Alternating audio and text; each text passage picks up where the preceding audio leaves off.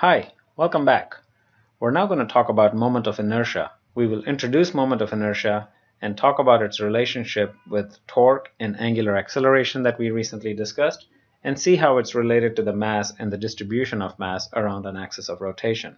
Finally, I'll present some values of moments of inertia for typical objects around typical axes of rotations. In our recent discussions, we have talked about torque and mentioned that that's the angular equivalent of force. And we discussed angular acceleration and mentioned how that's the angular equivalent of linear acceleration.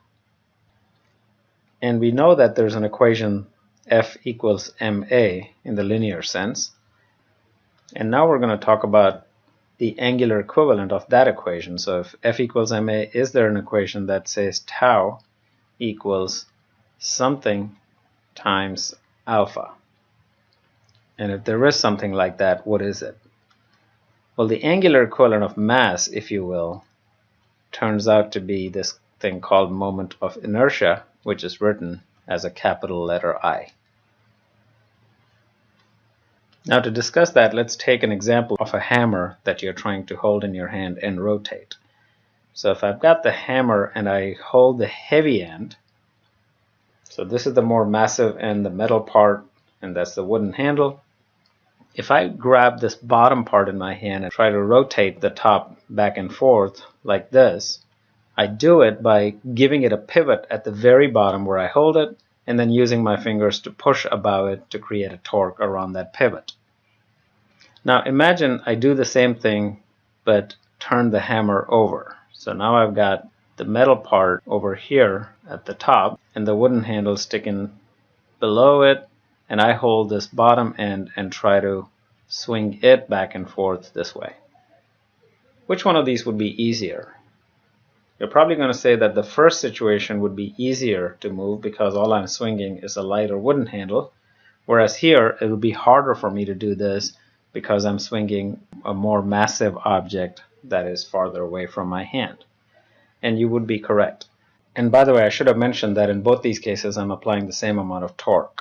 So when we say it's easier to swing this compared to when the metal part is away from us, what we're saying is that the angular acceleration of this is higher when compared to the other situation. Essentially, it responds more to the same torque that's applied. Both of these situations have the same torque as we mentioned, and they also have the same mass. It's the same hammer. All I did was turn it around. So there's something else that controls the relationship between tau and alpha that makes one easier to accelerate in the angular sense. And so if I now write this equation, tau equals I alpha, where the angular force equals this moment of inertia times the angular acceleration, what we're saying is that by having a higher angular acceleration here, this situation has a lower moment of inertia than this one. When the more massive part is away from my pivot, it's got a higher moment of inertia. So let's talk about this moment of inertia and see how it's related to these things. We've already mentioned one relationship. We've seen that the moment of inertia equals the angular force divided by angular acceleration, and that's very similar to the fact that mass equals force divided by the acceleration in the linear sense. So that's what we mean when we say that moment of inertia is the angular equivalent of mass. Now, as this experiment showed us, the moment of inertia depends on the distribution of mass with respect to a rotational axis or a pivot. So there is no absolute moment of inertia. Even though the hammer has an absolute mass, it does not have a fixed moment of inertia. Its moment of inertia depends on what axis you're rotating it around. Second, it depends on how the mass is distributed relative to that axis. And so if we take simple examples of point masses, two masses connected by a rigid massless rod, I've got M1 over here, M2 over here, and let's say I want to rotate it about this pivot. I want to hold it here and spin this like this. So relative to that pivot point, I've got mass 1 at a distance of R1 and mass 2 at a distance of R2. And it turns out that this moment of inertia would be M1 times R1 squared plus M2 times R2 squared, And in general, if I had more masses, I'd have to do that for all of the masses. So it's the sum of m times r squared. That's how it's related to mass and its distribution of mass. And this definition implies the requirement for a rotation axis to be specified because these distances are from that rotational axis like we had in this example.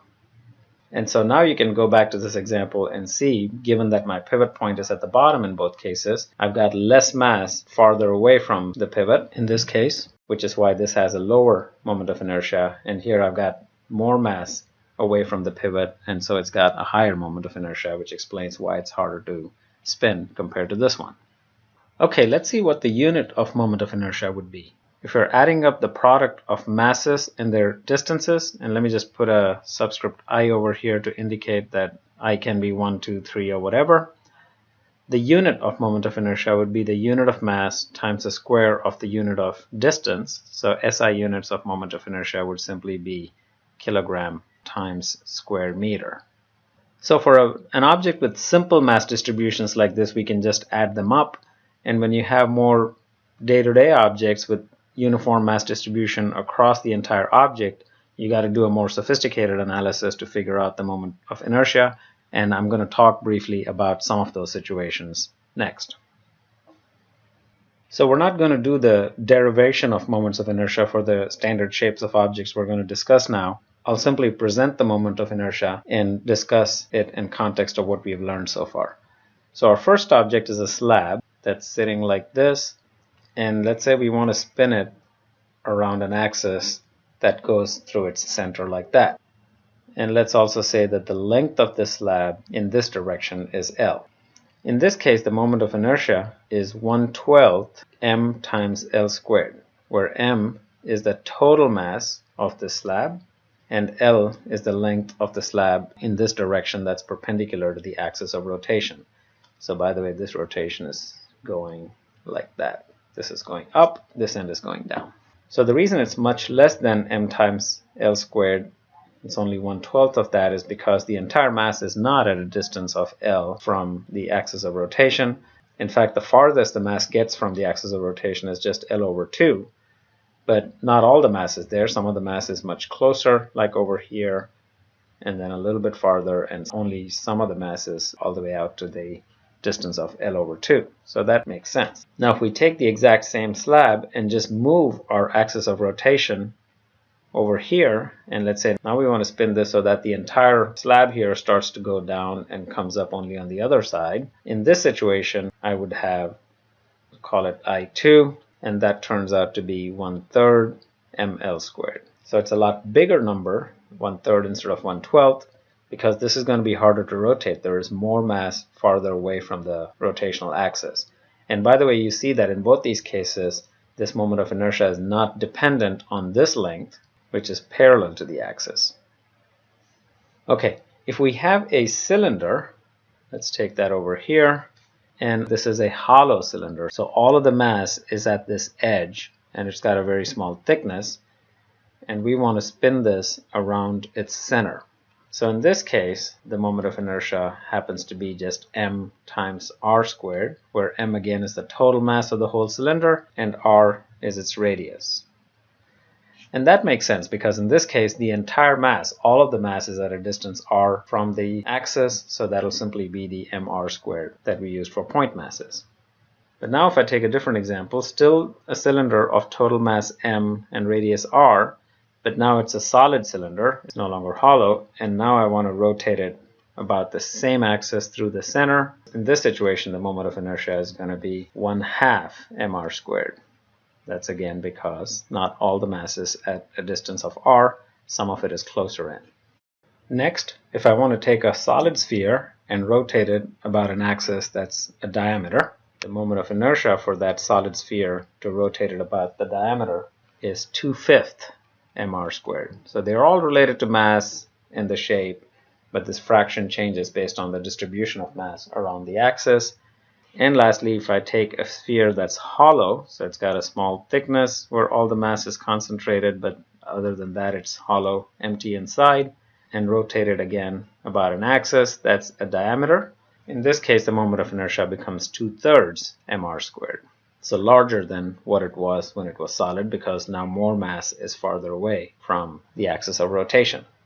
So the detailed calculations of these would require calculus, and that makes it beyond the scope of this course. But we can use the result that comes from calculus to know what the moment of inertia is, and then use that to figure out what the angular acceleration would be based on what torque is applied. This slice of physics covered moment of inertia. We first saw how it's the angular equivalent of mass as it relates to torque and the angular acceleration. And then we saw how it depends on an axis of rotation and the distribution of mass around that axis. And finally, I presented the equations for moment of inertia for some typical objects around typical axes of rotation. Thanks. I'll see you later.